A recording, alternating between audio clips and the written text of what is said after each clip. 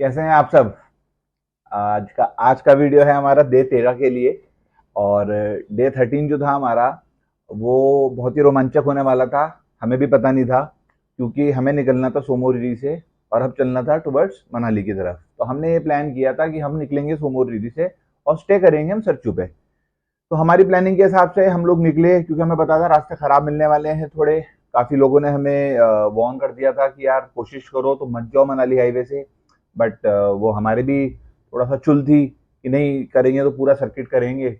और काफी लोगों ने इनफैक्ट मना किया था, जो दोस्त बने थे रास्ते में, कुछ ट्रैवलर्स मिले थे, उन्होंने मना किया था कि मनाली हाईवे की कंडीशन बहुत खराब है, तो अगर पॉसिबल हो तो ना जाएं। बट ठीक है, दिमाग में एक बैठा हुआ था कि नहीं करना ही है। तो खैर बहरहाल निकले सोमोररी से। सुबह हम निकल गए थे सोमोररी से अराउंड 7 बजे, क्योंकि थोड़ा सा और जल्दी निकलना था, बट ब्रेकफास्ट तैयार नहीं हुआ था। तो हमने कहा चलो ठीक है, 7 बजे तक निकलते हैं। खैर बहरहाल 7 बजे निकले। 7 बजे के बाद निकलने के बाद हमारा इरादा था कि हमें पुगा वैली जाना है। तो हम पुगा वैली पे बहुत बहुत थोड़ी देर स्टे करा। और उसके बाद हम आगे बढ़े। रास्ते थे खराब, कई जगह मिक्स रास्ते भी आए, कहीं अच्छे आए तो कहीं बहुत खराब आए। और करते करते हम फिर पहुंचे सोकर।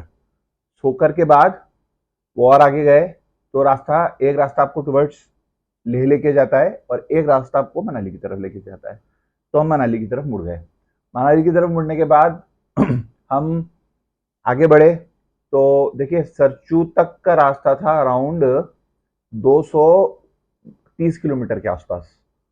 तो रास्ता खराब था, ये हमें पता था कि पांग से सरचू का रास्ता भी बहुत खराब है। तो खैर बहरहाल अब ऑप्शन तो था नहीं, जाना तो था ही। आगे बढ़ते रहे तो आता है साहब मोरे प्लेन्स।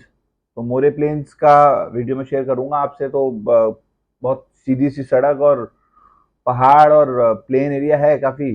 तो वो काफी वीडियोस फेमस भी हैं उसके, इनफैक्ट बहुत सारी रील्स बनती हैं उस पर्टिकुलर स्पॉट की। वो काफी फेमस है। तो मोरे प्लेन्स, मैं मोरे प्लेन से अब आगे बढ़े, पहुंचे पांग। पांग के बाद रास्ता खराब होता चला गया। मतलब रास्ते मिक्स है मेरे हिसाब से। मुझे कई जगह बहुत अच्छे रास्ते मिले और कई जगह बहुत ही खराब रास्ते मिले। गाड़ी भी कई बार नीचे अड़ी। फिर खैर बहरहाल पांग से सरचू की तरफ उतरे, तो वो रास्ता बहुत उबड़ खाबड़ था, कई गड्ढे थे, गाड़ी भिड़ी भी नीचे कई बार। करते करते खैर सरचू पहुंचे।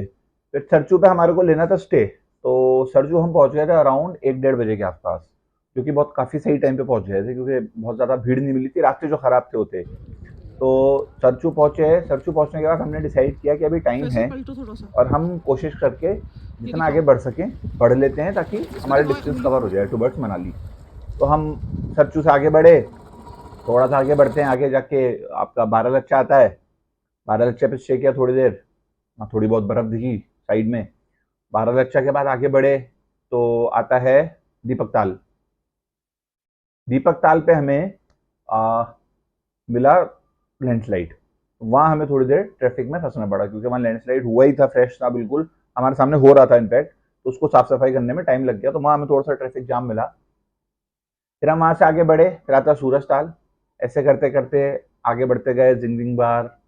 रास्ते बहुत ज्यादा खराब थे, कुछ जगह बहुत ही ज्यादा खराब थे। ट्रैफिक भी लग गया था कुछ जगह, एक दो जगह एक दो ट्रक्स का एक्सीडेंट हो गया था। तो वो वहाँ लड़ाई हो रही थी, तो वो ट्रैफिक जाम लग गया था। और उसके बाद अच्छा गाटा लूप्स आता है, जहाँ उसके पांग के सरसू के बीच में।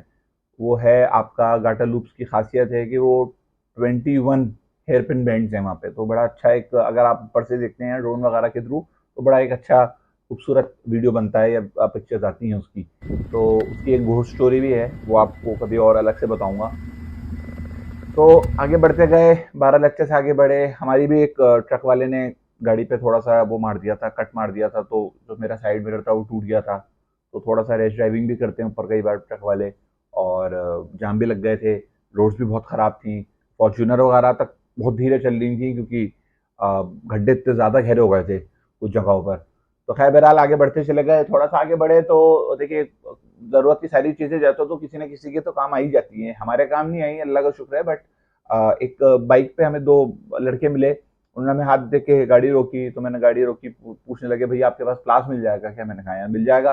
तो लकीली मेरे पास रखा हुआ था प्लास, तो मैंने उनको प्लास निकाल के दिया। तो उनका क्लच वायर टूट गया था, तो उनको वो लगाना था, उसके लिए उनको प्लास चाहिए था। तो बेचारे क्लच वायर वगैरह सब लेके आए थे, बस उनको प्लास नहीं मिलता था तो उनके पास, तो उन्होंने प्लास से क्लच वायर लगाया। बट थैंकफुली उनकी हेल्प हो गई और वो आगे बढ़े, वो आगे मिले भी हमें।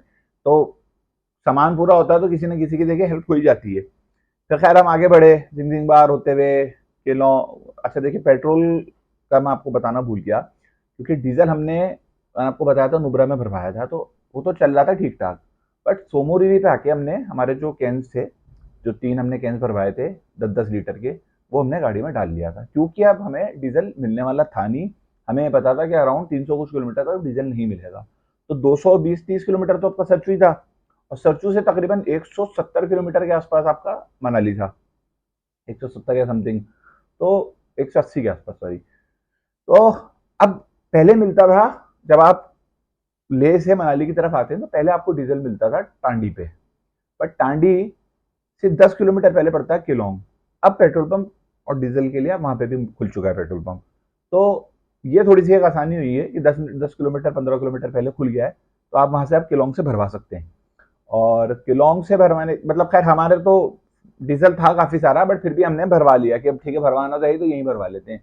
लेकिन डीजल चल गया था हमारा लकीली, तो हमें रास्ते में रुक के कहीं लेना नहीं पड़ा। हालांकि रास्ते में लूज डीजल और पेट्रोल मिलता है कुछ ढाबों पे इन टाइप की जगह पे, बट वो पता नहीं, मैंने तो रिस्क नहीं लिया उसका, क्योंकि कई लोग बोलते हैं कि मिलावट भी होती है सॉल्व। तो फिर मैंने उसको रिस्क नहीं लिया, मेरे पास तो काफी डीजल था तो वो चल गया हमारा।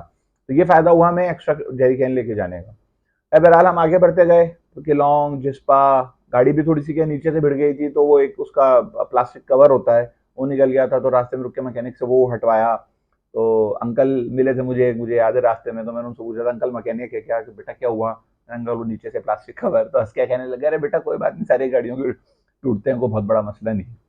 तो खैर बहरहाल उन्होंने मोटिवेशन दिया, फिर आगे बढ़े आए किलोंग जिस्पा, बढ़ते गए आगे टूवर्ड सिसु आए। तो पहले हमने सोचा था कि अब यहाँ तक आ गए तो अब सिसु रुकेंगे।